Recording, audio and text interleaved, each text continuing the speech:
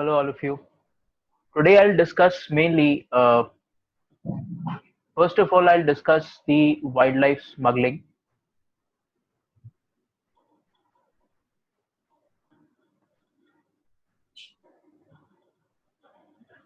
So, all the conventions, all the agreements, treaties, all those things, institutions, which are related to wildlife smuggling. Okay. Next, migratory species.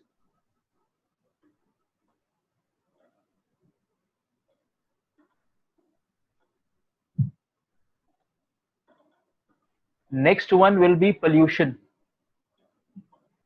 The desertification. The question was asked from desertification also last to last year.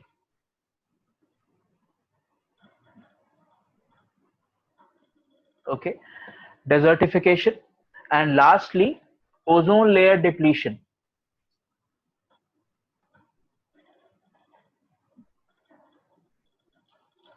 Ozone depletion. Okay, so one by one, I'll discuss all these things.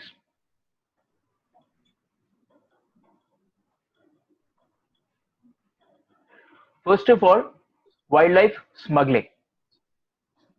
Now, on wildlife smuggling, we have almost four or five uh, conventions, four or five type of treaties, agreements, or you can say conventions. I'll only discuss the important ones and जिनका chances हैं UPSC में पूछे जाने का. Okay, so wildlife trafficking.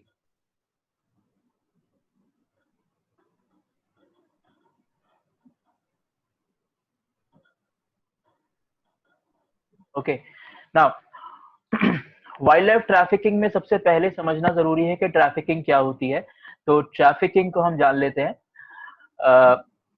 From illegal gathering, transportation,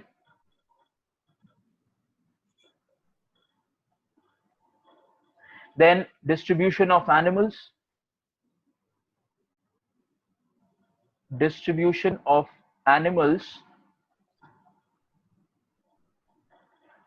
and their gathering.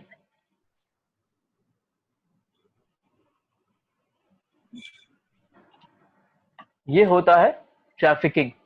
Okay, और you can say wild life smuggling. what all is trafficked illegally is called smuggling.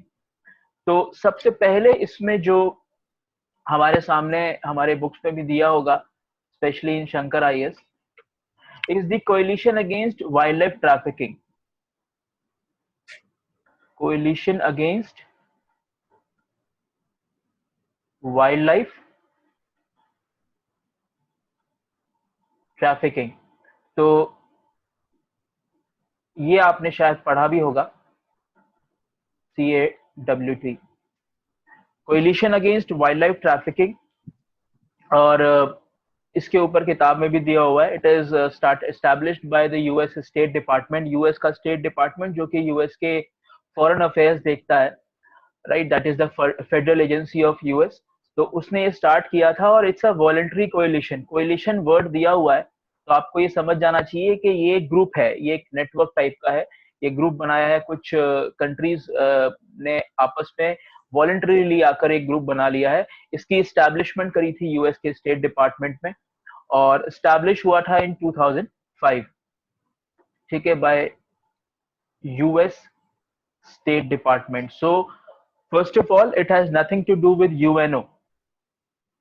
UNA से इसका कोई लेना देना नहीं है. दूसरा, इट्स अ वॉलंटरी कोएलिशन.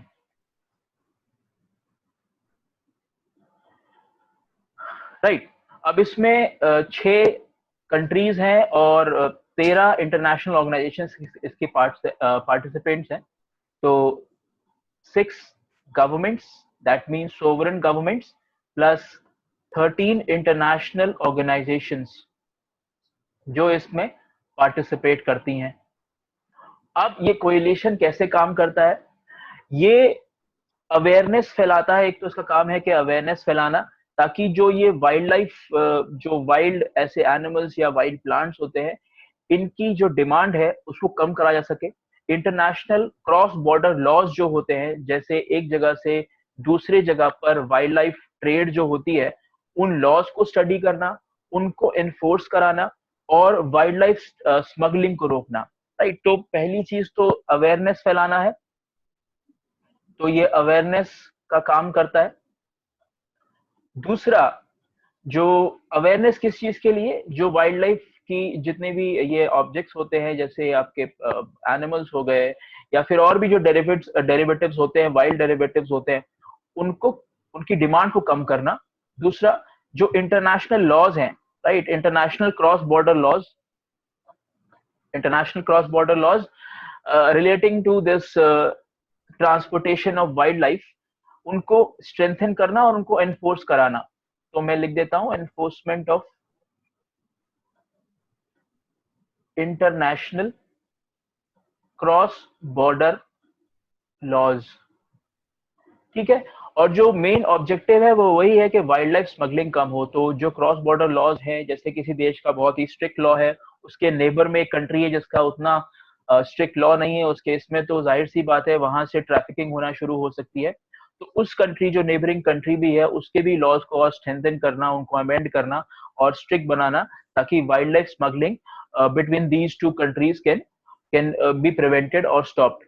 ठीक है, तो ये है पहला, coalition against wildlife trafficking. अभी मैं वाइल्ड लाइफ स्मगलिंग की ही बात कर रहा हूं। ठीक है, दूसरा आता है association of south east Asian Nations wild enforcement network, wild life enforcement network.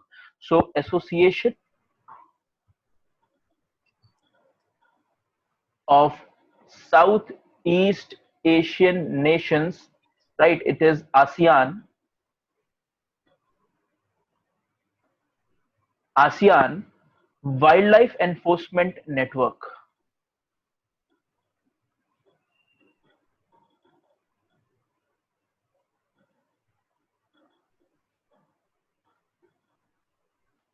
इसको शॉर्ट में आसियान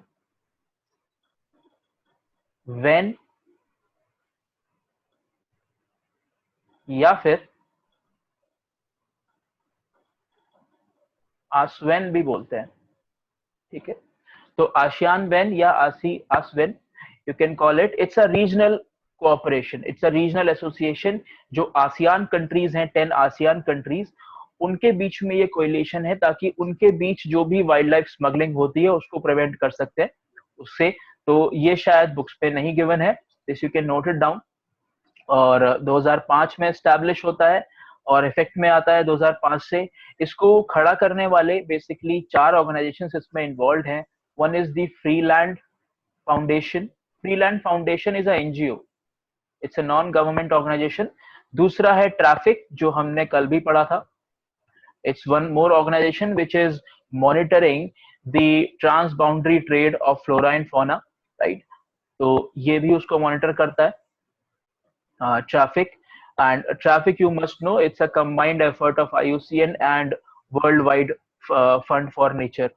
ठीक है, और ट्रैफिक है, और उसके बाद ट्रैफिक का साउथ ईस्ट एशियन आर्म है इसमें। ठीक है, तो ट्रैफिक का जो साउथ ईस्ट एशियन आर्म है, मैं पूरा बता देता हूँ, south east Asian arm of traffic. तो ट्रैफिक हालांकि is a global network, but इसका जो साउथ ईस्ट एशियन आर्म है वो इसमें इन्वॉल्व है। और साथ ही साथ थाई गवर्नमेंट, इसको जो फाउंड करने में जिसका हाथ था, Thai government plus the ASEAN nations. ठीक है, Thai government played some important role, उसको स्टार्ट करने में, इनिशिएट करने में, जो टॉक्स इनिशिएट हुई थी वो थाई गवर्नमेंट के द्वारा स्टार्ट की गई थी। थाईलैंड क्योंकि इस तरह की जोग्राफिकल लोकेशन शेयर करता है with all of the south east Asia, के म्यांमार से बहुत लंबा बॉर्डर शेयर करता है, फिर ईस्टर्न साइड पे इंडोनेशिया और ऐसे कंट्रीज हैं जहां पर वाइल्ड लाइफ ट्रेड बहुत जबरदस्त होती है, और वेस्टर्न साइड पे you have India and the whole Indian subcontinent, जहां पर वाइल्ड लाइफ ट्रेड काफी ज्यादा होती है। तो इसकी वजह से थाई गवर्नमेंट को इसके ऊपर काफी सोचना पड़ा, और उसके बाद they initiated the talks of this wildlife enforcement network. Right. तो इसका काम क्या है? To strengthen the cross border cooperation and the collective law enforcement in the 10 ASEAN members. तो क्रॉस बॉर्डर जो लॉज हैं, जितने भी क्रॉस बॉर्डर कोऑपरेशन हो सकते हैं ताकि ये स्मगलिंग ना हो, और जितने भी लॉज बने हुए हैं इन सारी आसियान कंट्रीज में, उनको एनफोर्स कराना। ठीक है। I must tell you, it is the largest regional wildlife law enforcement collaboration around the world. सबसे बड़ा regional, right, largest regional, because ASEAN is there, south east Asian Asia में काम करता है, तो ये रीजनल है। Largest regional cooperation, right, for wildlife law enforcement.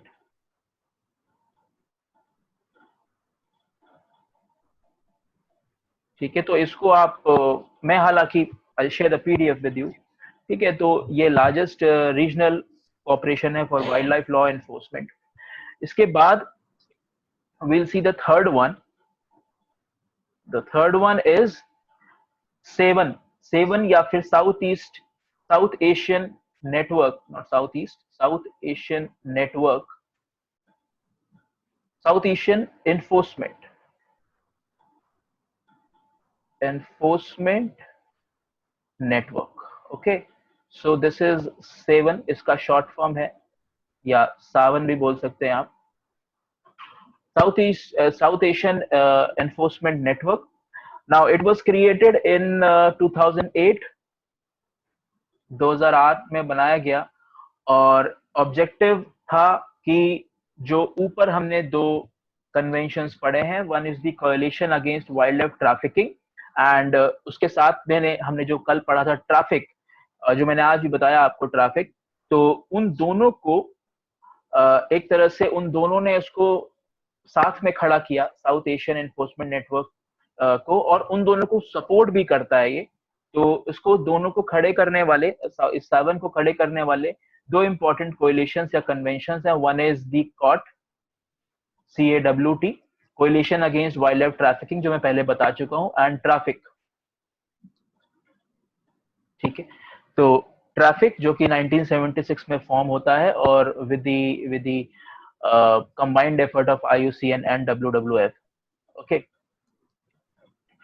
Now what सावन, सावन बनता कैसे है? जितने भी साउथ एशियन एनवायरनमेंट मिनिस्टर्स होते हैं वो साथ आते हैं और वो सावन क्रिएट करते हैं। तो जितने भी साउथ एशियन जो भी कंट्रीज हैं, उनके जो एनवायरनमेंट मिनिस्टर्स हैं, वो सारे आकर एग्री करते हैं एक पॉइंट पर,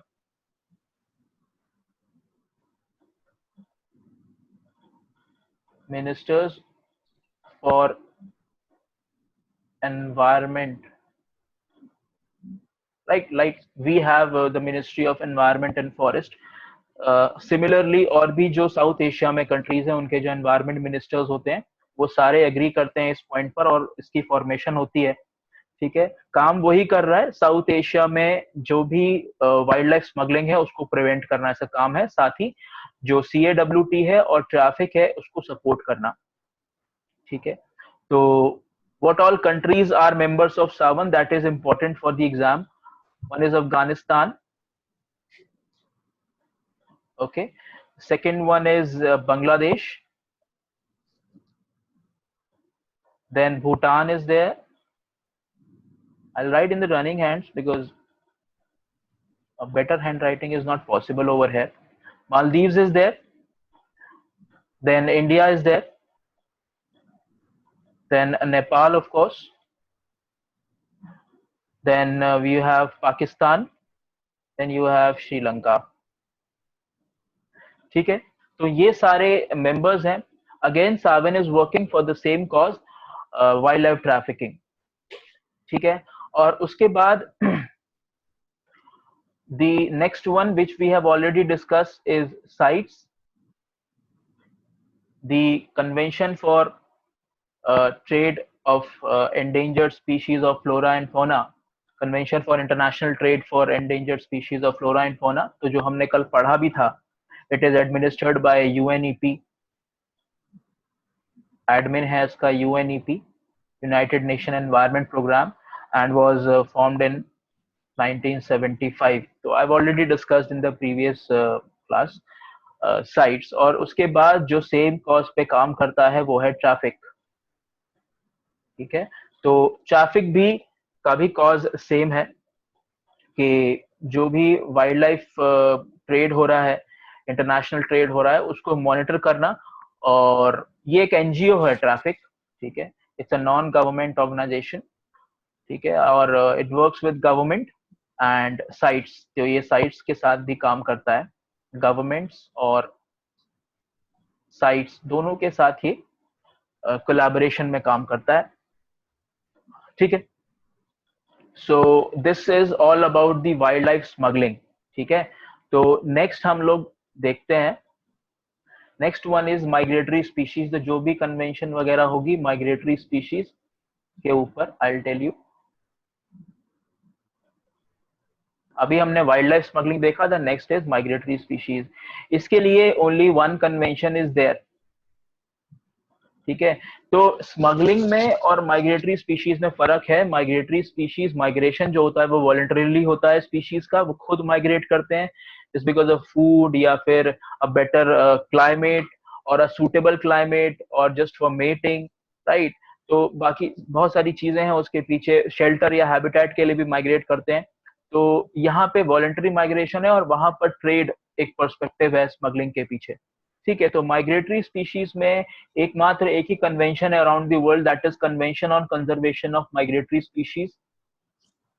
convention on conservation of migratory species.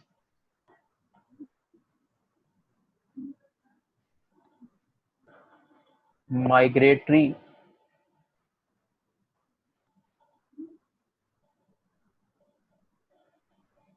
species. Okay, now it is also known as Bonn Convention. Bonn, जहां पर ये साइन हुआ था, Bonn is in Germany. Bonn Convention, and it is a treaty under UN. It's a treaty under the aegis of UN. Okay, now it was signed in 1983. Sorry, not 83, 79, but it came into force in 1983.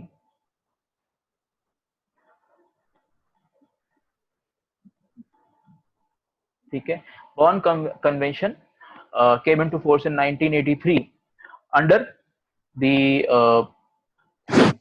aegis of UN, right? So short form में मैं बोलूंगा CMS, ठीक है, Conservation on Migratory Species. Now why it is important for this year's exam, you can say in February, इसी साल February में जो इसका कॉन्फ्रेंस ऑफ पार्टीज होता है, जो मीटिंग होती है, वो इंडिया में हुई है, और अगले 3 साल की जो प्रेसिडेंटशिप है वो इंडिया को मिली है। तो अगले 3 साल तक इंडिया इसको प्रिसाइड करेगा मीटिंग्स को। और इस साल इसकी meeting February 2020 this year was held in Gandhinagar. और जो भी स्पीशीज इसमें नई शामिल की गई हैं, माइग्रेटरी स्पीशीज जिनको कंजर्वेशन की जरूरत है, वो स्पीशीज भी इस साल के एग्जाम के लिए बहुत इंपॉर्टेंट है। ठीक है, तो इट कंजर्व्स सारे के सारे जो स्पीशीज हैं, whether there are territorial species, then aquatic species, या फिर एवियन स्पीशीज जैसे कि बर्ड्स, वो सारी स्पीशीज को ये कवर करता है, ऑल माइग्रेशन। उसके बाद इसमें 2 अपेंडिक्स है, अपेंडिक्स का मतलब लिस्ट है, अपेंडिक्स 1 एंड अपेंडिक्स 2। ठीक है, अपेंडिक्स 1 जाहिर सी बात है जो कि बहुत ज्यादा जिनको प्रोटेक्शन की जरूरत है, कंजर्वेशन की जरूरत है, ऐसी माइग्रेटरी स्पीशीज को हम अपेंडिक्स 1 में डालते हैं। जो थ्रेटेंड है, थ्रेटेंड फॉर देयर सर्वाइवल, तो उनको अपेंडिक्स 1 में डालते हैं। और जो जिनको कंजर्वेशन की जरूरत है पर अभी वो थ्रेटेंड स्पीशीज नहीं कहलाई जाएंगी, तो उनको हम अपेंडिक्स 2 में डालते हैं। यानी ऐसी स्पीशीज जो इंटरनेशनल कोऑपरेशन से, जिनका थ्रेटनिंग होना फ्यूचर में नहीं होगा, वो थ्रेटन नहीं होंगी अगर इंटरनेशनल कोऑपरेशन रहता है, तो उनको अपेंडिक्स 2 में डालते हैं। सो आई कैन राइट हेयर कि दे मे बेनिफिट by international cooperation, ठीक है। तो दो तरह के अपेंडिक्स हो गए। अभी खास इसमें यह है कि सीओपी जो इस बार कॉन्फ्रेंस ऑफ पार्टी था वो सीओपी 13 था। COP 13 in 2020 was organized in Gandhinagar. ठीक है, इंडिया इसकी प्रेसिडेंटशिप मिलती है इंडिया को। और इस बार जो 10 नई स्पीशीज इसमें डाली गई हैं, नई स्पीशीज इसमें इंक्लूड की गई हैं, जिसमें से 3 स्पीशीज जो कि अपेंडिक्स 1 में डाली गई है वो इंडियन स्पीशीज हैं। या तो वो माइग्रेट करती है इंडिया से, राइट, या फिर वो माइग्रेट करके इंडिया में आती हैं। तो दो species under concern in appendix 1 are from India. मैं 10 की 10 स्पीशीज के नाम आपको बता देता हूँ, और जिसमें से 3 इंडिया की हैं वो भी बता देता हूँ। तो 10 में से 7 अपेंडिक्स 1 में है और 3 स्पीशीज अपेंडिक्स 2 में है। अपेंडिक्स 1 में जो 7 स्पीशीज हैं उसमें से 3 species they are associated with India. So first of all मैं सबके नाम लिख देता हूँ। First is Asiatic elephant,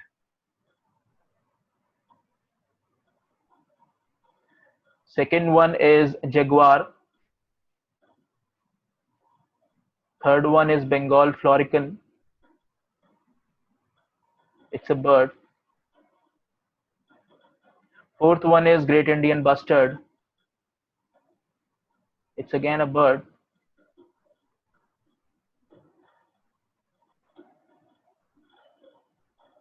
fifth one is little bustard,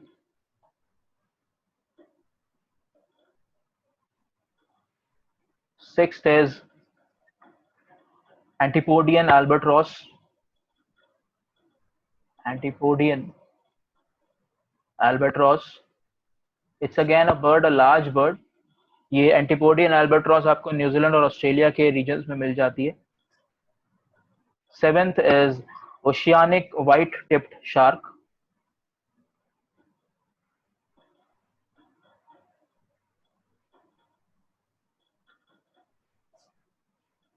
right, all these are appendix 1, ये अपेंडिक्स 1 में है। ठीक है, नाउ अपेंडिक्स 2 में 3 स्पीशीज, वन इज यूरियाल और यूरेल भी बोलते हैं। इट्स एक शीप की स्पीशी है जिसके हॉर्न्स राउंड फॉर्म में राउंडेड होते हैं, राउंडेड हॉर्न्स, तो it's a kind of sheep, urial और urial. Second is smooth hammerhead shark,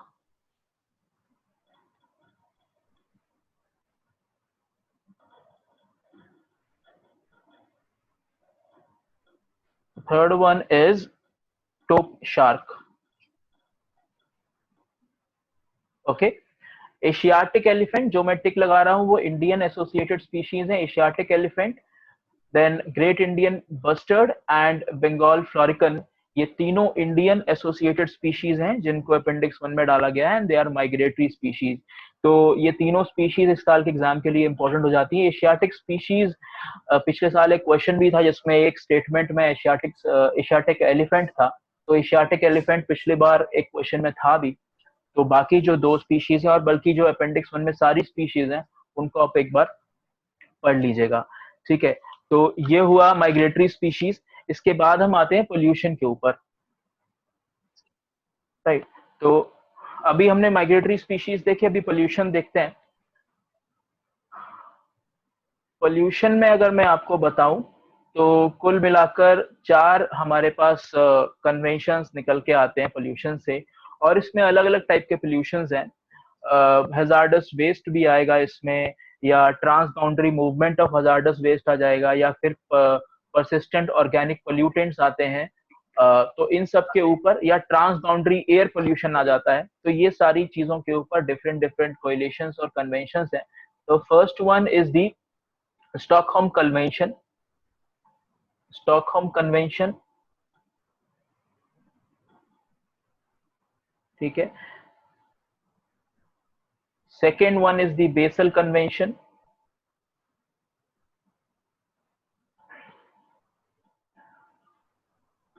third one is the Rotterdam convention,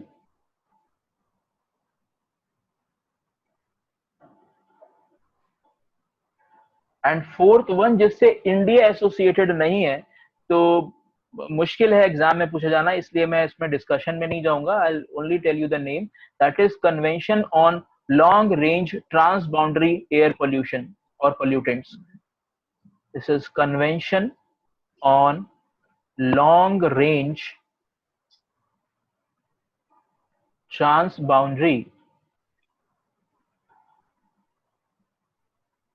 air pollution.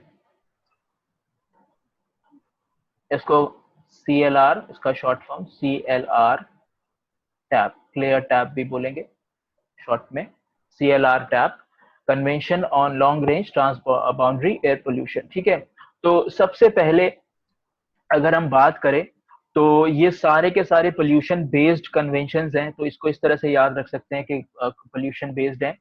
तो इसमें सबसे पहले जो हम लोग डिस्कस करेंगे will be this one, Stockholm convention, जो कि पीओपीज के ऊपर बेस्ड है, यानी परसिस्टेंट ऑर्गेनिक पोल्यूटेंट्स.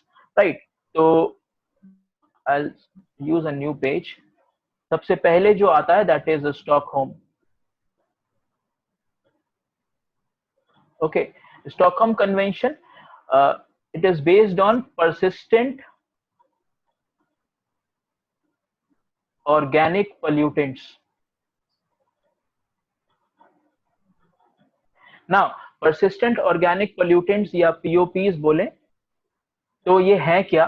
persistent का मतलब होता है लंबे समय या लॉन्ग टाइम के लिए किसी भी एनवायरनमेंट में टिक जाने वाले, लंबे समय के लिए एनवायरनमेंट में टिक जाते हैं, इनकी एज बहुत ज्यादा होती है और टाइम के साथ मैग्नीफाई भी कर जाते हैं. राइट, तो these are called persistent in that case. And next word is organic. So there is a carbon content in all these pollutants. That is why it is called organic. So these are carbon-based chemicals. ये carbon based chemicals होते हैं, इसलिए इनको organic बोला गया है. persistent क्यों बोला गया है? Because of different reasons. One is they remain intact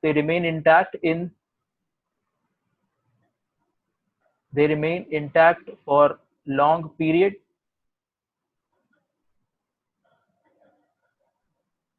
ठीक है. Secondly, they accumulate in fatty tissues.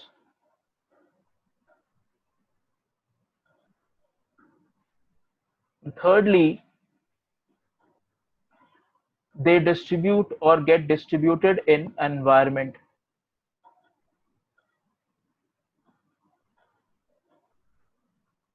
They distribute in environment.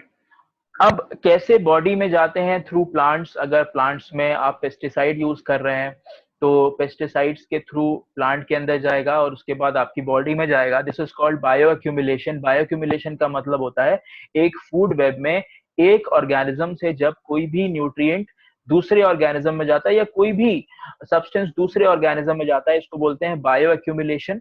और जब उसी पर्टिकुलर ऑर्गेनिज्म के अंदर उसका कंटेंट, कैपेसिटी और काउंट बढ़ जाता है, मैग्नीफाई करने लगता है, तो उसको बोलते हैं हम bio magnification. right? So bioaccumulation, when in the food web or the food chain, the substance transfer from one level or one organism to the other, and this is called bioaccumulation. And when it multiplies in that particular organism with growth, with kind of nutrition, or say kind of by genetic transformation also they can get magnified. तो उस तरह से body में जब उनका contamination बढ़ने लगता है, दैट इज कॉल्ड बायोमैग्निफिकेशन. तो दोनों ही चीजें इस केस में, पीओपी के केस में होती हैं. पीओपीज वो केमिकल्स हैं जो कार्बन बेस्ड होते हैं. अब ये केमिकल कौन कौन से होते हैं? They can be used in, they are chemicals of pesticides also. Pesticides में भी ये पीओपीज पाए जाते हैं. Then you have the bio products. Bio products जैसे अभी बैंगलोर का केस हुआ था, बेंगलुरु में there is a waste to energy plant, जहां पे वेस्ट मटेरियल, जो भी सॉलिड वेस्ट मटेरियल पूरे शहर से इकट्ठा होता है, अर्बन लोकेलिटी से इकट्ठा होता है, उसको एक जगह पर लाकर दे generate electricity from that waste material by processing it. तो वहां पर हो क्या रहा था कि आसपास के लोगों ने कुछ को दिक्कतें होने लगी थी कुछ कुछ, और वहां पर इंसेक्ट्स और फ्लाइज बढ़ गई थी, तो उन्होंने शिकायतें की. तो उसके बाद वहां पर एक टीम भेजी गई जिसने ये पाया कि जो ये वेस्ट टू एनर्जी ट्रांसफॉर्मेशन हो रहा है, इसमें जो बाय प्रोडक्ट निकल रहा है, that is not the useful product but the by product of all this process, they are persistent organic pollutants. They are उनको बोलते हैं डायोक्सिन्स। इसकी डिटेल में, because these are very complex molecules, तो उसके डिटेल में पढ़ने की जरूरत नहीं है। उनको जो बाय प्रोडक्ट ज्यादातर होते हैं किसी भी इंडस्ट्रियल प्रोसेस के, वो ज्यादातर डायोक्सिन्स या फ्यूरान्स बोलते हैं, लाइक डाइबेंजीन फुरान। तो ये सारे बाय प्रोडक्ट्स हैं। तो बाय प्रोडक्ट्स भी हो सकते हैं, पेस्टिसाइड्स भी हो सकते हैं, या फिर इंडस्ट्रियल प्रोसेस में जो वेस्ट मटेरियल होता है, ये वो भी हो सकते हैं। ठीक है, जैसे DDT again a persistent organic pollutant. अब डीडीटी को एंटी मलेरियल ड्रग के रूप में भी यूज किया गया और मच्छर भगाने के लिए, तो वो भी परसिस्टेंट ऑर्गेनिक पॉल्यूटेंट कहाई गई। ठीक है, तो स्टॉकहोम कन्वेंशन बेसिकली इनको कंट्रोल करने के लिए काम करती है। 2001 में एस्टैब्लिश की गई और अमल में आती है, यानी इफेक्ट में आती है फ्रॉम 2004। ठीक है, this aims to restrict the production on use of POP. तो एक लाइन में बोलूंगा, aims to restrict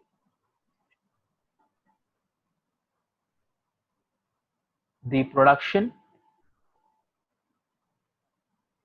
of and use of POPs, production and use of POPs. So that is Stockholm Convention, right?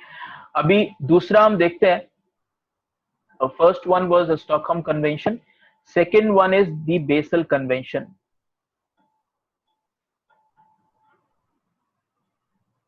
ये सब pollution के अंदर चल रहा है। बेसल कन्वेंशन इज बेसिकली जो ट्रांस बाउंड्री मूवमेंट होता है, यानी एक कंट्री के बॉर्डर से, एक कंट्री से दूसरी कंट्री, जब आप वेस्ट या हैजार्डस वेस्ट को आप या तो मूव कराते हैं या उसको वहां पे डिस्पोज करके आते हैं, उसके ऊपर जो कंट्रोल के ऊपर बनाई गई वो बेसल कन्वेंशन बनाई गई। ठीक है, तो बेसल कन्वेंशन आती है, पहले मैं इसका ऑब्जेक्टिव बता देता हूं। Transboundary movement of hazardous waste। ठीक है, trans boundary movement plus disposal also. ठीक है, सो इसका जो कंट्रोल है, control of trans boundary movement of hazardous waste, movement और डिस्पोजल दोनों इसके अंदर में चलते हैं बेसल कन्वेंशन के अंदर में। 1989 में इट वाज एस्टैब्लिश्ड और कुछ प्रिंसिपल्स पे काम करती है। पहला प्रिंसिपल तो जो हजार्डस वेस्ट है उसको बेसल कन्वेंशन बोलती है कि इसको रिड्यूस कर देना चाहिए, यानी हजार्डस वेस्ट पैदा ही नहीं होने देना चाहिए। दूसरा होता है कि ट्रांस बाउंड्री मूवमेंट को रिस्ट्रिक्ट करना चाहिए अगर बहुत ज्यादा जरूरी है, अगर ऐसा दो पार्टीज के बीच में कोई कॉन्ट्रैक्ट है पहले से, तो उसके लिए जो भी बेसल कन्वेंशन के अंदर जो भी रूल्स एंड रेगुलेशंस दिए हुए हैं, जो प्रोटोकॉल बनाया हुआ है, उसके according that movement should take place. और दूसरा, बेसल कन्वेंशन बोलता है कि हर देश के पास एक रेगुलेटरी सिस्टम होना चाहिए जिसके अंडर में वो इस तरह का जो हजार्डस वेस्ट है उसको वो मूव कराएगा या फिर उसको वो ट्रांसफर करेगा। हजार्डस वेस्ट वो सारे वेस्ट हो सकते हैं, जैसे न्यूक्लियर वेस्ट भी हजार्डस वेस्ट में आएगा। बहुत तरह के ई वेस्ट होते हैं जिसके अंदर मर्करी है, high level of toxic chemicals जिसके अंदर, जिस वेस्ट के अंदर है। इंडस्ट्रियल वेस्ट बहुत तरह के होते हैं जिनके अंदर high level of toxic wastage होते हैं। उसको बहुत सारे developed countries they generally try to dispose them off in the developing countries or the comparatively poorer countries. General on an idea 1980s के पूरे डेकेड के अंदर ऐसा देखा जा रहा था, बहुत सारी अफ्रीकन कंट्रीज के अंदर लोगों ने ये मुद्दा उठाया। They started protesting against this disposal of hazardous waste in their localities, in their countries. बहुत सारे गरीब जो अफ्रीकन नेशंस हैं वहां के लोगों ने इस बात को प्रोटेस्ट किया कि इस तरह के ट्रांस बाउंड्री जो हैजार्डस वेस्ट का डिस्पोजल हो रहा है हमारे देशों के अंदर, हमारी लोकेलिटीज में, वो गलत है। और उनकी सरकारें under pressure of the developing countries और बहुत सारे कमर्शियल बेनिफिट्स के लिए ये काम होने दे रही थी।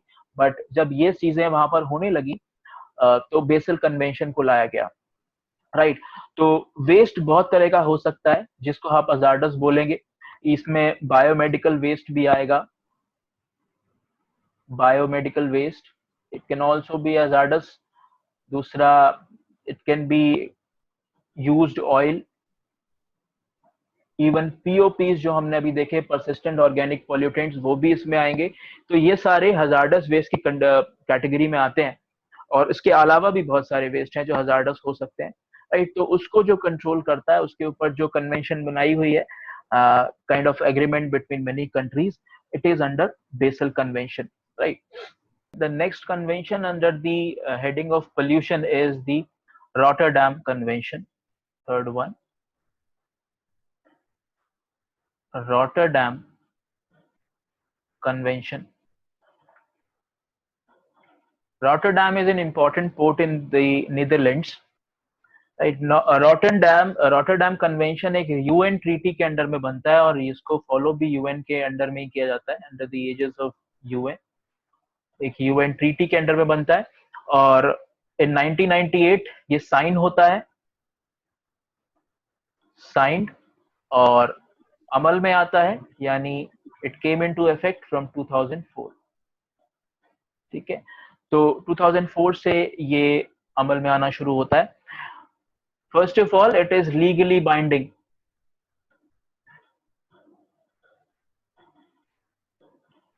This particular convention, it is legally binding, just like Kyoto Protocol. Now, on what basis, on what particular thing it is based on, क्या काम कर रहा है रॉटरडैम कन्वेंशन, इसके लिए हमें पहले समझना पड़ेगा the important term which is there, prior informed consent. This is called PIC, prior informed consent. इसका मतलब क्या है? इसका मतलब है कि अगर दो देश आपस में अगर ट्रेड कर रहे हैं हैजार्डस केमिकल्स या पेस्टिसाइड्स में, अगर इंटरनेशनल ट्रेड हो रहा है हैजार्डस केमिकल्स और पेस्टिसाइड के केस में, तो अगर कोई भी देश ट्रेड करता है जिसमें से एक इम्पोर्टर होता है और एक एक्सपोर्टर होता है, तो एक्सपोर्टर को ये बहुत जरूरी है बताना, जो एक्सपोर्टिंग कंट्री है, प्लस में अगर एक्सपोर्टिंग कंट्री के अंदर जो भी कंपनी इसको एक्सपोर्ट कर रही है hazardous chemical not waste, hazardous chemical या पेस्टिसाइड, अगर वो इसको एक्सपोर्ट कर रही है तो उसको क्लियर लेबलिंग करनी पड़ेगी, सारे एस्पेक्ट्स को बताना पड़ेगा इंपोर्टर को कि ये सारी चीजें हैं, इसमें क्या क्या चीजें हजार्डस हैं, किस तरह से इसको हैंडल करना है, उसकी हैंडलिंग प्रोसीजर्स के बारे में बताना पड़ेगा। प्लस अगर वो कहीं पर बैंड है, ऑल दैट इंफॉर्मेशन, जो अगर कोई बैंड है केमिकल कहीं पर भी दुनिया में या कोई इंटरनेशनल ऑर्गेनाइजेशन उसके ऊपर बैन लगाई हुई है, तो वो भी सारी चीजें इन्फॉर्म करनी पड़ेगी उस एक्सपोर्टर को, राइट, टू दी importer. ये सारी information should be given to the importer, right. Sometimes it happens कि बहुत सारे ऐसे इंपोर्टर्स होते हैं या फिर बहुत सारी ऐसी कंट्रीज होती हैं जो कुछ केमिकल्स को इंपोर्ट करती हैं, उनको नहीं मालूम होता है कि ये हजार्डस है या फिर ये इनके इफेक्ट्स किस तरह के हो सकते हैं, या इनको यूज कैसे करना है, इनको हैंडल कैसे करना है, इनकी इनकी जो स्टोरेज होती है, प्रोसेसिंग होती है, वो कैसे करनी है। तो शायद उसके उस इग्नोरेंस के केस में ऐसा हो जाए कि कोई एक्सीडेंट हो जाए या फिर विद टाइम ये चीजें बढ़ जाए, उसका जो इम्पैक्ट है, जो नेगेटिव इम्पैक्ट है, वो बढ़ने लगे। तो इसलिए there should be a prior informed consent before this deal done, right. तो जब भी कोई इस तरह का ट्रांसफर होगा या कोई इस तरह का इंपोर्ट एक्सपोर्ट की डील होगी या इस तरह का कोई ट्रांसफर होगा, तो उससे पहले इंपोर्टर का कंसेंट और पर्टिकुलर कंट्री का भी कंसेंट लेना जरूरी होगा। यदि कोई इंपोर्टिंग कंट्री किसी पर्टिकुलर केमिकल को बैन कर देती है या उसका इंपोर्ट अलाउ नहीं करती है, तो उस केस में एक्सपोर्टर उस कंट्री से आए हुए किसी भी इंपोर्ट डिमांड को पूरा नहीं कर सकता है। कई बार ऐसा होगा कि हमारी कंट्री ने तो बैन लगा दिया है, बट फिर भी किसी देश से ऐसे कोई, उसी कंट्री, हमारी कंट्री से किसी कंपनी ने ऐसा इंपोर्ट का कोई प्रस्ताव भेजा, तो उस केस में एक्सपोर्टर उसको एक्सपोर्ट नहीं कर सकता है। एक्सपोर्टर को एक जो इंपोर्टिंग कंट्री है उसके सारे रूल्स एंड रेगुलेशंस को रेस्पेक्ट करना पड़ेगा। If the ban is there, तो उस बैन को वो वायलेट नहीं कर सकता, राइट। तो ये रॉटरडैम कन्वेंशन के अंदर है, and this was the meaning of prior informed consent, PIC.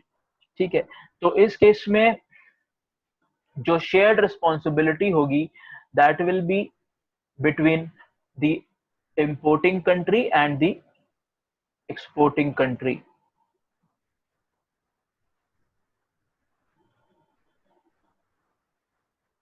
Importing and exporting countries in case of hazardous chemicals.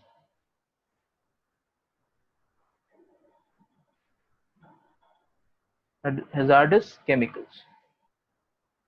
ठीक है, पीआईसी का मैंने आपको समझा ही दिया। तो यहाँ पर हैजार्डस केमिकल्स हैं, यहाँ पर वेस्ट नहीं है। बेसल कन्वेंशन में हैजार्डस वेस्ट की बात हो रही थी, डिस्पोजल की बात हो रही थी। यहाँ पर proper trade in hazards chemicals और पेस्टिसाइड है। ठीक है, लास्टली मैं आपको बता देता हूँ कि बेसल कन्वेंशन, रॉटरडैम और स्टॉकहोम कन्वेंशन जो है, इन तीनों का सेक्रेटरीट को 2012 में मर्ज कर दिया गया है। They have a same secretariat, so all of them, three of them are having the same secretariat. The secretariats were merged in 2012, right? Now this was about the pollution. एक pollution में एक और treaty भी है, उसको आप बोल सकते हैं मिनामाता convention. मिनामाता convention is on the transportation or international movement, or you can say transboundary movement of mercury.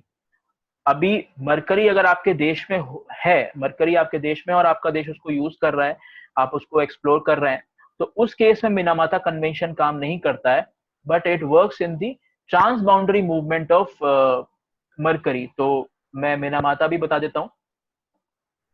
मिनामाता convention, Minamata is a city in Japan. Minamata convention भी पोल्यूशन के अंदर ही आएगी और 2013 में इफेक्ट में आती है जापान में। ठीक है, तो मिनामाता कन्वेंशन में trans boundary movement of mercury,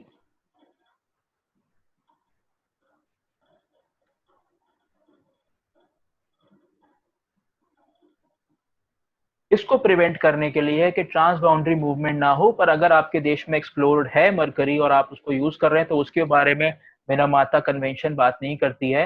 natural जो एक्सप्लोरेशन है मरकरी का, नेचुरली जो मरकरी आपके यहाँ पर है और वो आप इंट्रा कंट्री जो अपने देश के अंदर मूव करा रहे हैं, उसके ऊपर कोई ऐसा बैन या उस तरह का कोई कंट्रोल मिनामाता कन्वेंशन नहीं लगाती है। It's only about the international movement of mercury, मिनामाता convention. ठीक है, नेक्स्ट हम आते हैं जो हमारा अगला, this is next one is desertification. तो हमने अभी पोल्यूशन किया, पोल्यूशन के ऊपर हमने 4 बल्कि 5 इंक्लूडिंग मिनामाता कन्वेंशन, हमने 5 कन्वेंशन देख लिए। डेजर्टिफिकेशन में there is only one, that is sole convention, only one convention, that is UNCCD, Cafe Coffee Day नहीं, united nation conventions to combat desertification. So UN convention to combat यानी fight desertification, इसके ऊपर question पूछा जा चुका है इन 2018। ठीक है, तो ये इंपॉर्टेंट है, बल्कि ये सारे ही जो मैं आज बता रहा हूँ वो सारे important exam point of view से। It was established in 1994।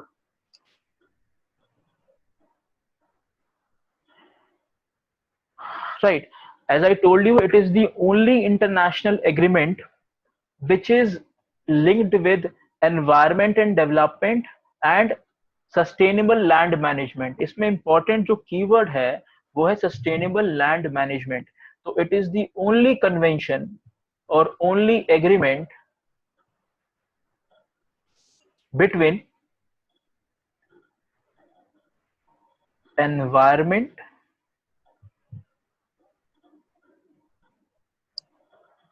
and development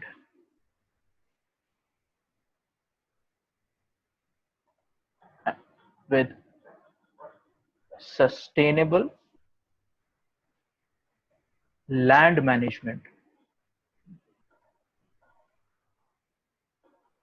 ठीक है, तो लैंड मैनेजमेंट के ऊपर कोई और इंटरनेशनल एग्रीमेंट या कोई ऐसा कन्वेंशन नहीं है अपार्ट फ्रॉम यूएनसीसीडी, तो ये इकलौता है, इसलिए काफी इंपॉर्टेंट भी है। एक जो क्वेश्चन जो जिस पॉइंट पर पूछा गया था उसमें एक स्टेटमेंट जो इस क्वेश्चन से आया था, जो इस क्वेश्चन जो इस पे आया था उसमें एक स्टेटमेंट ये भी था कि ये बॉटम अप अप्रोच को फॉलो करता है, तो ये बिल्कुल सही है। It follows the bottom up approach. Bottom up approach का मतलब ये है कि ये लोकल पीपल, जो लोकल लोग हैं जहां पर डेजर्टिफिकेशन हो रहा है, मैं बताऊंगा क्या होता है। तो डेजर्टिफिकेशन जहां पर हो रहा है वहां के लोकल लोगों को, तो उनको इन्वॉल्व करना उसकी प्लानिंग में और एग्जीक्यूशन में। किस तरह से आप डेजर्टिफिकेशन को रोक सकते हैं या किसी जगह को एरिड होने से रोक सकते हैं, उसको डेजर्ट में कन्वर्ट होने से रोक सकते हैं, वहां पे ये जान देखना जरूरी है कि वहां के लोकल लोग क्या कर सकते हैं, उनकी पोटेंशियल्स क्या है, और प्लस में जो प्लान बनेगा उसके बाद उस प्लान का एग्जीक्यूशन भी लोकल हेल्प के थ्रू ही किया जाएगा।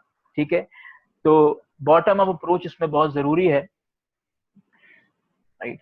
सो I will write participation of local people.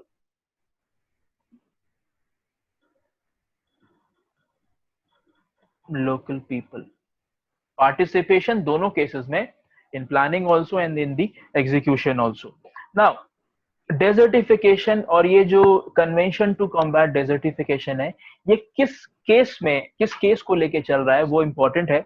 The case is desertification.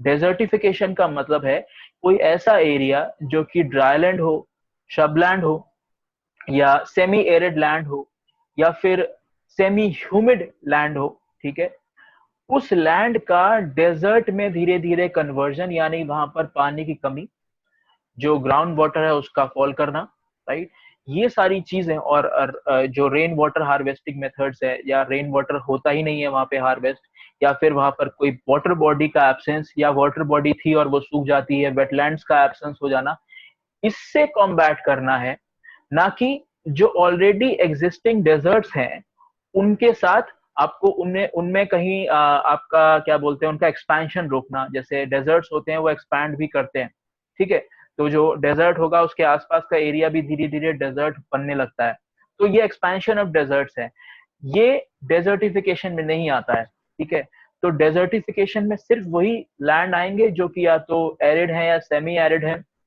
या फिर जहां पर बहुत कम ह्यूमिडिटी है, या जहां के वेटलैंड जो हैं वो धीरे धीरे खत्म होते चले जा रहे हैं because of industrial and domestic activities. जो लैंड इस तरह के हैं वो अगर धीरे धीरे डेजर्ट में कन्वर्ट हो रहे हैं, उनको रोक पाना, ना कि जो एग्जिस्टिंग डेजर्ट्स हैं उनका एक्सपेंशन, या फिर जो एग्जिस्टिंग डेजर्ट्स हैं वहां पर कुछ नेचुरल वेजिटेशन लाना, या उसको किसी तरह से भी यूजेबल बनाना, उसको लिवेबल बनाना, ऐसा कोई इसका काम नहीं है।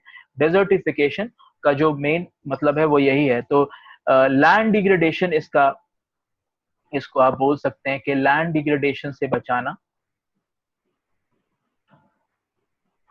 और वो भी किसका, ज्यादातर एरिड। एरिड लैंड डेजर्ट नहीं होता है, एरिड लैंड वो लैंड होता है जहां पर जो मॉइस्चर है, जो ह्यूमिडिटी है काफी कम होती है और पानी की कमी होती है, राइट, वो एग्जैक्टली डेजर्ट नहीं होता है। Of arid land semi arid भी बोल सकते हैं, या सेमी ह्यूमिड। ठीक है, तो इन सब तरह के जो जगह होते हैं, रीजन्स होते हैं, उनको डेजर्ट्स में कन्वर्ट होने से बचाना, राइट। सो ये पावर्टी एलिविएशन से भी इसका संबंध है। तो जो इस पर क्वेश्चन आया था उसमें एक जो पॉइंट था, स्टेटमेंट था, वो ये भी था कि whether it can lead to poverty alleviation और poverty reduction. Yes, it can lead to poverty reduction, although अब इस पॉइंट का कोई काम नहीं है क्योंकि क्वेश्चन ऑलरेडी पूछ चुका है, बट फिर भी you must know poverty reduction और सस्टेनेबल डेवलपमेंट।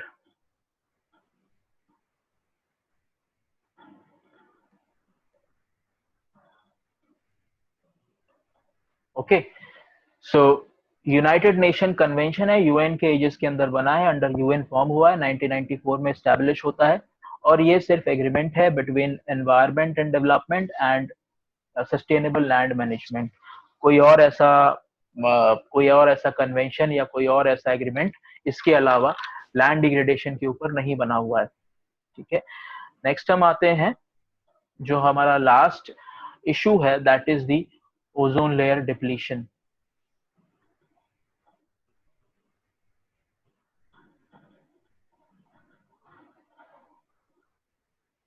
ठीक है, इसमें भी हमारे पास एकमात्र कन्वेंशन है जिसको हम बोलते हैं Vienna convention.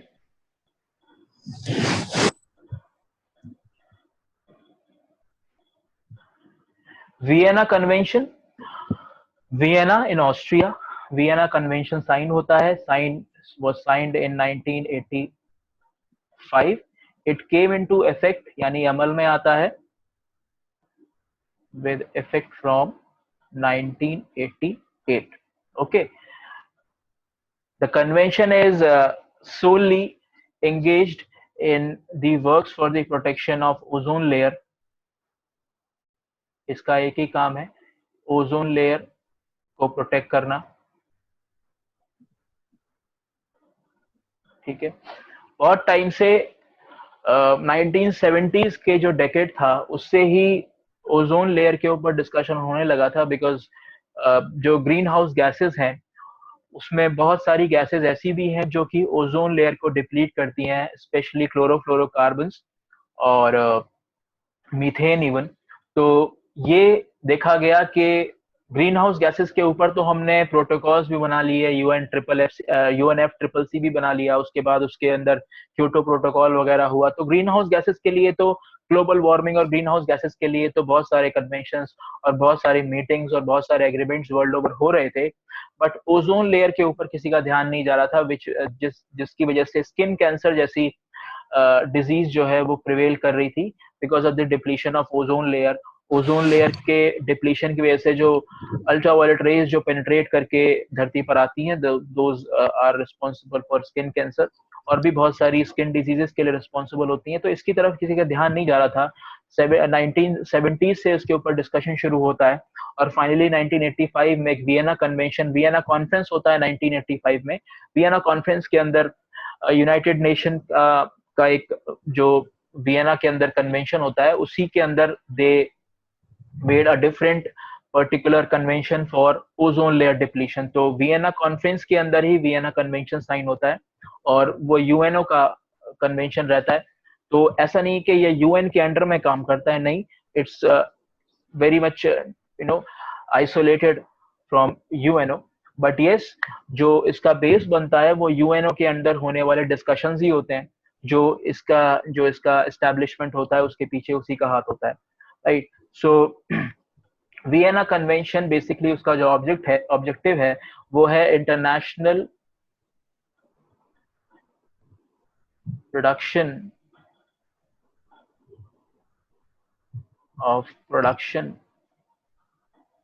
Of chlorofluorocarbon. Chlorofluorocarbon he ozone layer जो डिप्लीट कर रही है उसके लिए रिस्पॉन्सिबल है।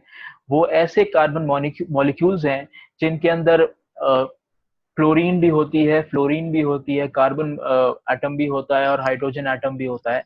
तो ऑर्गेनिक कंपाउंड्स हैं with halogen gases in them, तो फ्लोरीन और क्लोरीन भी इनके अंदर होती है। इसकी वजह से ये ओजोन लेयर को डिप्लीट करते हैं, ओजोन के साथ रिएक्ट करते हैं और उनको डिफरेंट मॉलिक्यूल में कन्वर्ट कर देते हैं और वो अब ओजोन रह नहीं जाती है। तो जो प्रोटेक्टिव लेयर है अर्थ की वो खत्म हो जाती है, जिसकी वजह से वो जो अल्ट्रावायलेट रेज हैं वो यहाँ पर अंदर पेनिट्रेट कर जाती हैं। ठीक है, तो सीएफसीज के ऊपर कंट्रोल लगाना, सीएफसीज को रेगुलेट करना, उनके प्रोडक्शन को रोकना, बेसिकली वियना कन्वेंशन के अंदर जो उसका ऑब्जेक्टिव था वो ये था, राइट। अभी इसके अंदर जो फ्रेमवर्क बनाया गया, जैसे मैंने आपको पहले भी बताया कि जितने भी कन्वेंशंस बनते हैं वो लीगली बाइंडिंग नहीं होते हैं और उनके अंदर सिर्फ एग्रीमेंट होता है, राइट। सेट ऑफ रूल्स और लॉज या रेगुलेशंस उनके अंदर नहीं होते हैं। तो रूल्स और रेगुलेशंस जब सेटअप किए जाते हैं तो उसको प्रोटोकॉल बोलते हैं, जहां पर एक प्रोटोकॉल के अंदर लॉज, रूल्स एंड रेगुलेशन सब कुछ दिए होते हैं। तो ऐसे ही वियना कन्वेंशन के अंदर भी एक प्रोटोकॉल बन के आया है, जैसे यूएनएफसीसीसी के अंदर क्योटो प्रोटोकॉल बना है, वैसे ही वियना कन्वेंशन के अंदर प्रोटोकॉल बना है which is called Montreal protocol. Montreal protocol आता है 2 साल बाद, यानी 1987 में, after the establishment of Vienna Convention. तो मॉन्ट्रियल प्रोटोकॉल आता है. First of all, it is not legally binding. It's not legally binding, यानी मॉन्ट्रियल प्रोटोकॉल में बहुत सारे क्लोरोफ्लोरोकार्बन्स हैं. वो बोलता है कि ये प्रोटोकॉल बोलती है कि ये सारे क्लोरोफ्लोरोकार्बन्स को सारे देशों को बनाना खत्म कर देना चाहिए, इनका इंडस्ट्रियल यूज खत्म कर देना चाहिए, और जहां जहां पर इसका इंडस्ट्रियल यूज हो रहा है उसको धीरे धीरे बंद करना चाहिए, फेड आउट करना चाहिए, फेज आउट करना चाहिए. राइट. तो पर ये लीगली बाइंडिंग नहीं है. क्लोरोफ्लोरोकार्बन्स बहुत जगह यूज होते हैं, पेंट इंडस्ट्री में यूज होते हैं, ऑटोमोबाइल इंडस्ट्रीज में यूज होते हैं, they are used in air conditioning industries. Refrigerator और एयर कंडीशनिंग जो होती है उसके अंदर यूज होता है क्लोरोफ्लोरोकार्बन्स का. ठीक है. तो बहुत सारी ऐसे इंडस्ट्रियल यूजेस हैं क्लोरोफ्लोरोकार्बन्स के. तो वियना कन्वेंशन बेसिकली इनके ऊपर कंट्रोल चाहता है कि ये सारे क्लोरोफ्लोरोकार्बन का प्रोडक्शन बंद हो जाए, उसका जो यूज है उसके लिए कोई ऑल्टरनेटिव गैसेस, कोई ऑल्टरनेटिव केमिकल कंपाउंड ढूंढा जाए. ठीक है. तो मॉन्ट्रियल प्रोटोकॉल के अंदर वो सारे क्लोरोफ्लोरोकार्बन्स भी डाले गए हैं जो जिनका बैन होना चाहिए. प्लस में वो सारे रूल्स एंड रेगुलेशंस भी बनाए गए हैं जो कि लोगों को, जो भी कंट्रीज को फॉलो करना है, इंडस्ट्रीज को फॉलो करना है. ठीक है. तो मॉन्ट्रियल प्रोटोकॉल या फिर वियना कन्वेंशन बेसिकली किन दो पार्टीज के एफर्ट से बनता है? एफर्ट से बनता है, उसके अंदर काम नहीं करते हैं ये. तो एफर्ट होता है WMO का, यानी world meteorological organisation, and UN. तो जो ये पूरा Vienna convention and Montreal protocol बनाया गया, इसके पीछे एफर्ट होता है इसका world meteorological organisation and UN. Legally binding नहीं है, ये याद रखना, मॉन्ट्रियल प्रोटोकॉल. ठीक है. मॉन्ट्रियल प्रोटोकॉल के बाद और वियना कन्वेंशन के जो कॉन्फ्रेंस ऑफ पार्टीज होती हैं, यानी इसकी रेगुलर मीटिंग्स होती रहती हैं, इसमें एक कॉन्फ्रेंस ऑफ पार्टी बहुत इंपॉर्टेंट होती है जो कि होती है 2016 में, विच इज किगाली एग्रीमेंट. ये वियना कन्वेंशन के अंदर ही कॉन्फ्रेंस ऑफ पार्टीज, यानी जो एनुअल कॉन्फ्रेंसेज या जो 2 साल में या 3 साल में कॉन्फ्रेंस होती है वियना कन्वेंशन के अंदर डिफरेंट डिफरेंट कंट्रीज की, इसकी जो टोटल पार्टीज हैं उनकी, तो उसमें से एक इम्पॉर्टेंट कॉन्फ्रेंस होती है किगाली में. Kigali is in Rwanda, Rwanda is in Africa. तो किगाली में होती है कॉन्फ्रेंस, और इसमें से एक एग्रीमेंट निकल के आता है जो कि बहुत इंपॉर्टेंट है, विच इज किगाली एग्रीमेंट. ठीक है. तो किगाली एग्रीमेंट को वियना कन्वेंशन से अलग ना देखा जाए. वियना कन्वेंशन के अंदर ही जो मीटिंग्स हैं उसमें से एक मीटिंग किगाली में होती है, कॉन्फ्रेंस होती है, और वहां पे किगाली एग्रीमेंट आता है. किगाली एग्रीमेंट 2016 में आता है. And why it is important? It is important 1990 में, after 3 years of this Montreal protocol. तो मैं थोड़ा सा इसका हिस्ट्री बता देता हूँ, तब आपको इसकी इंपॉर्टेंस पता चलेगी. 1990 में क्या होता है कि CFCs का एक ऑल्टरनेटिव बताया जाता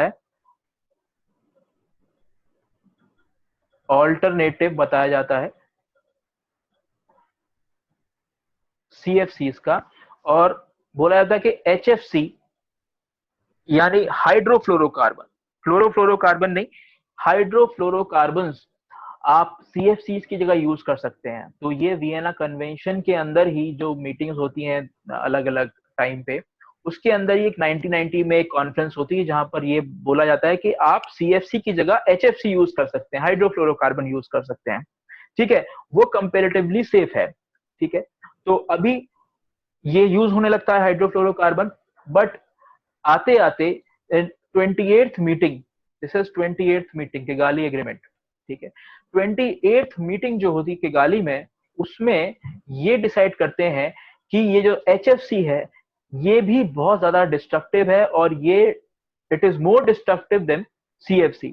तो इस एग्रीमेंट में ये फाइंड करते हैं कि HFC is more destructive than CFC.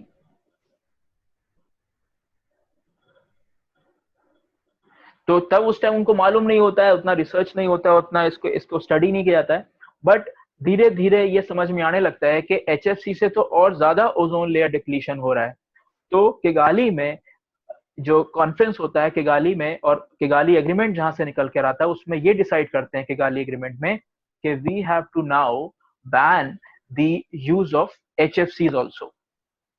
So it was decided to phase out HFCs in Kigali Agreement, right?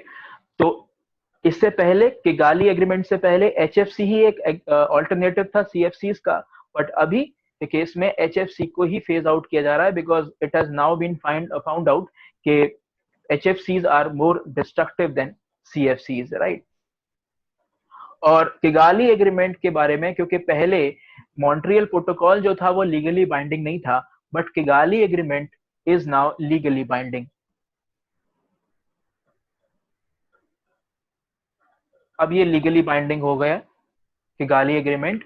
Legally binding का मैंने मतलब पहले भी बताया था, जिसमें जो भी पार्टीज इसकी सिग्नेटरी होती हैं, जो भी सिग्नेचर करती हैं, जो भी इसकी स्टेट पार्टीज होती हैं, उन सब पार्टीज को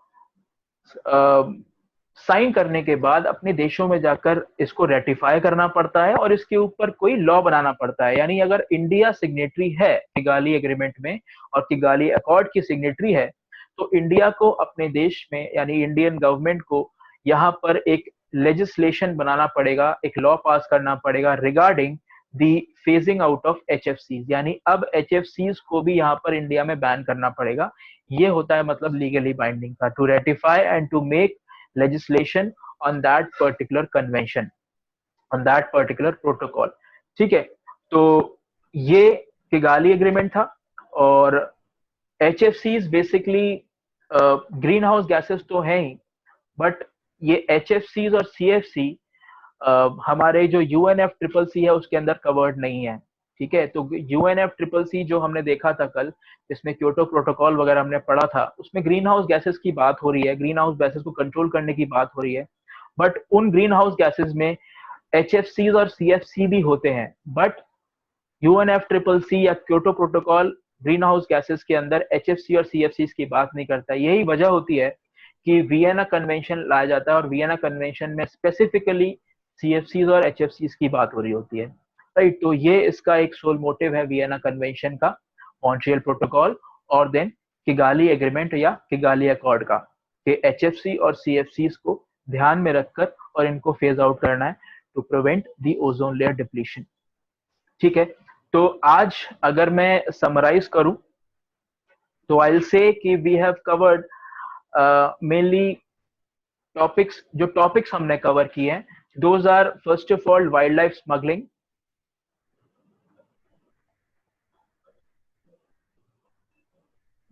ठीक है, वाइल्ड लाइफ स्मगलिंग को हमने कवर किया, जिसमें हमने पढ़ा CAWT। उसके बाद हमने देखा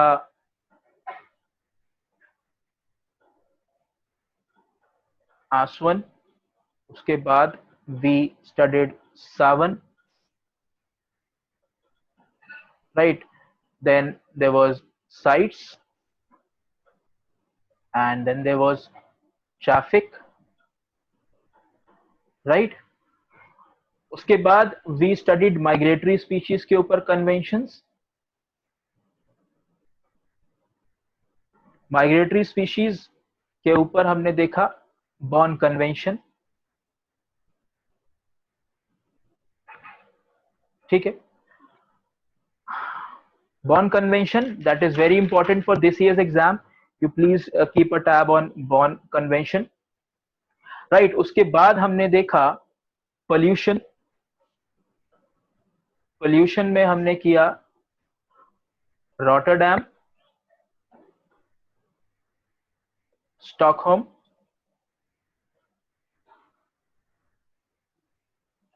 right? Then Basel. Then we saw the name only of CLR tap, and one was Minamata। ये सारा पोल्यूशन के अंदर आएगा। क्लियर टैप क्योंकि इंडिया का इससे कोई एसोसिएशन नहीं है फिलहाल के केस में, इसलिए इतना इंपॉर्टेंट नहीं बनता है, ठीक है। उसके बाद हमने देखा डेजर्टिफिकेशन,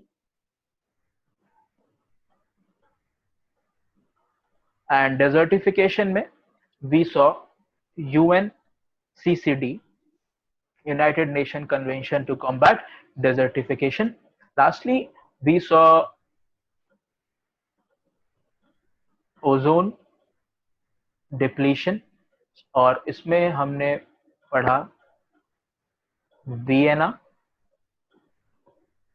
कन्वेंशन,